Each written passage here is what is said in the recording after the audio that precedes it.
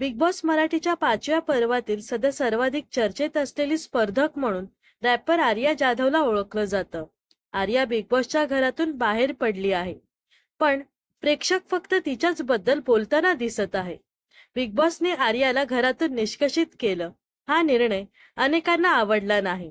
अशातच आर्याने मुलाखत दिली असून त्यात तिने अनेक प्रश्नांची उत्तरं दिली आहेत. आर्या निकीच्या वादाला आठवडा उलटला आहे. बिग बॉसच्या घरातून बाहेर पडलेल्या आर्याला प्रेक्षकांचं प्रेम मिळत आहे. तिचं अमरावतीत जंगी स्वागत झालं. त्यानंतर आता तिने मुंबई तकला मुलाखत दिली आहे. या मुलाखतीत तिला बिग बॉसच्या घरातील टॉप 5 स्पर्धक कोण असणार असा प्रश्न विचारण्यात आला होता. त्याचं उत्तर देताना आर्याने फक्त 4 सदस्यांची नावं घेतली आहेत. आर्या म्हणाले की माझे टॉप 5 खरं तर मला 5 नावं माहीत नाहीत, पण 3 नावं माहीत आहेत.